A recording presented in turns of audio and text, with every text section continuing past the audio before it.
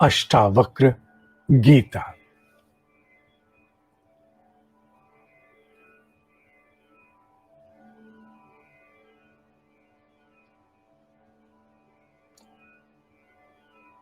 मनुष्य का संस्कार, उसके गुण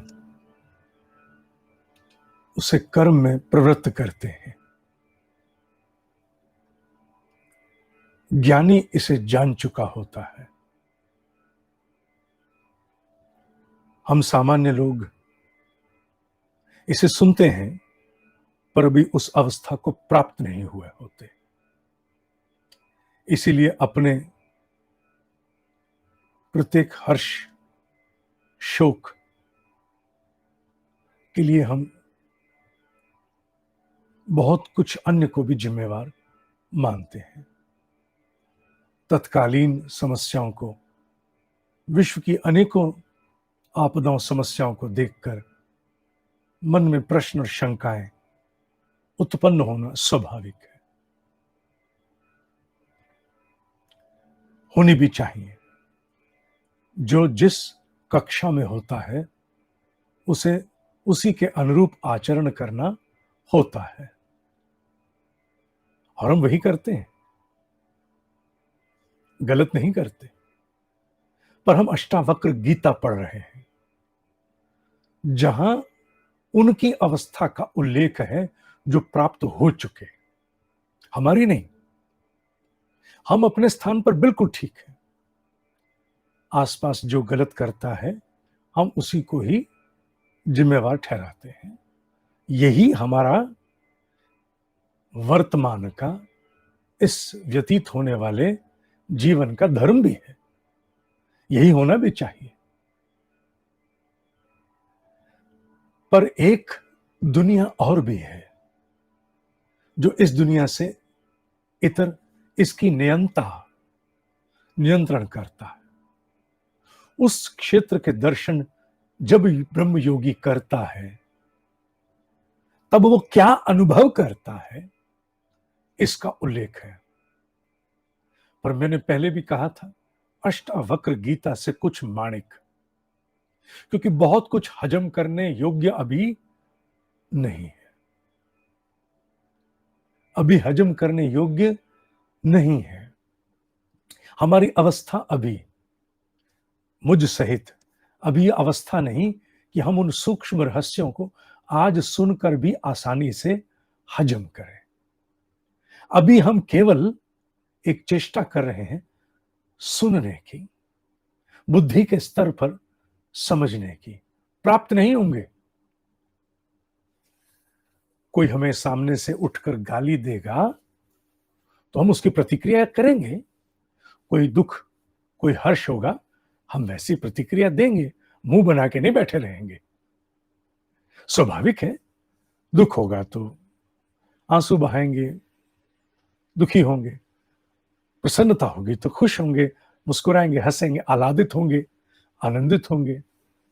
और हम गलत नहीं करेंगे, हम बिल्कुल ठीक करेंगे। ये मैं साथ साथ दोहरा रहा हूं ताकि कोई भ्रम नहीं जाए। तथा कथित योगी नहीं बनना। सबसे खतरनाक अगर कोई चीज है और सबसे कल्याणकारी कोई है तो वेदांत है। वेदांत अगर ठीक रूप में, ठीक स्वरूप में, ठीक अवस्था में नहीं समझा, अनर्थ कर देगा। और ठीक स्वरूप में समझा, परम उत्कर्ष की ओर ले जाएगा। इसलिए वेदांत समझते समय अपनी वर्तमान अवस्था का बोध हमेशा साथ साथ बना रहना आवश्यक है। और ये किसने किया? ये हमारे अतिरिक्त, हम तो सामान्य जीव हैं, बड़े बड़े ब्रह्म ऋषियों ने भी किया। काल के अनुरूप जो आवश्यक था उन्होंने साक्षात्कार के उपरांत होने के बाद भी युग धर्म जिसे कहते हैं, युगानुकूल धर्म जो चल रहा है, उसकी सेवा के लिए जो आवश्यक था वो किया। जिससे न आदि शंकराचार्य पीछे, न रामकृष्ण परमहंस पीछे, न उनके सारे अवतार पीछे, कोई पीछे नहीं। सबने वो किया जो युगानुकूल युग धर्म था, जानते हुए भी कि सत्य कुछ और है। भगवान ऐसा क्यों करता है? ये खारिज कब करते हैं? जब कोई चीज पल्ले से बाहर हो। ये प्रश्न गार्गी ने भी पूछा था और ब्रह्म ऋषि ने कहा था, गार्गी अतिवादी प्रश्न है, समाधान नहीं मिलेगा, सिर कट जाएगा। सिर कटना माने सिर घूम जाएगा। बस यही एक प्रश्न है जिसका कोई समाधान किसी ब्रह्म ऋषि ने किसी ग्रंथ में आज तक नहीं दिया, और ना कभी मिलेगा, और ना कभी ढूंढना, क्योंकि वो ही जाने जिसने रचा है। क्यों? हम कह सकते हैं, क्यों भाई भगवान सामने आए, ये पंगा क्यों लिया आपने? क्यों भाई, क्यों जी, ये सब क्यों है? इस प्रश्न का समाधान नहीं, पर जो पीछे का दृश्य है उसे यह श्लोक कहता है कि ज्ञानी जान चुका कि वास्तविकता क्या है, इसलिए ना वो हर्ष से ना शोक से प्रभावित ही नहीं होता, उसे दुख या सुख आंचते ही नहीं है। आपदः संपदः, आपत्ति आपदा क्राइसिस, संपदः संपत्ति अचीवमेंट अकम्प्लिशमेंट, आपदः संपदः काले जिस समय हो रहा हो, दैवात एव इति निश्चयी, दैवात देव द्वारा रचित सिस्टम तंत्र, देवात एव इति निश्चयी, ये जान चुका निश्चय पूर्वक कि ये गॉड क्रिएटेड सिस्टम के अंतर्गत है, ये ईश्वर द्वारा रचित प्रेरित गुण कर्म फल का ही परिणाम है। क्राइसिस या अचीवमेंट। तृप्त संतुष्ट रहता है, शांत रहता है, स्वस्थ इंद्रिय, तृप्त स्वस्थ इंद्रिय, इंद्रियों को नियंत्रण में रखता है, खुशी में पागल नहीं होता और दुख में खंडित नहीं होता। तृप्त स्वस्थ इंद्रिय नित्यम, हमेशा, ना वांछति ना शोचति, ना किसी इच्छा करता और ना किसी अभाव में शोक करता शोचता, कुछ नहीं। आपदः संपदः काले दैवात एव इति निश्चयी, तृप्तः स्वस्थ इंद्रिय नित्यम न वांछति न शोचति। योगी इस तथ्य को जानकर इसके अनुरूप आचरण करता है। वो पृष्ठभूमि में जान चुका होता है कि ब्रह्म पीछे से सूक्ष्म में क्या कुछ कर चुका और क्या कुछ क्यों कर रहा है। बाहर के अनर्थ पीछे अर्थ होंगे, पर हमें अपने इस युग में जीना है, युगानुकूल जीना है, गलत को गलत, सही को सही ठहरा करके ही आगे बढ़ना है। हालांकि भगवत गीता के 5वें अध्याय के 14वें श्लोक में, श्लोक नंबर 5, श्लोक नंबर 14, चैप्टर नंबर 5, वहां भी मैंने इसे, आप प्लेलिस्ट में जाके अध्याय 5 में देख लेना, इसका पूरा लेसन है। न कर्तृत्वम न कर्माणि लोकस्य सृजति प्रभु, न, वो कोई कर्म नहीं करता, उसे कोई काम नहीं है, उसके लिए कोई सृजन वो नहीं करता। न कर्म फल संयोग स्वभावस्तु प्रवर्तते, किसी कर्म के फल का संयोग उसे नहीं होता।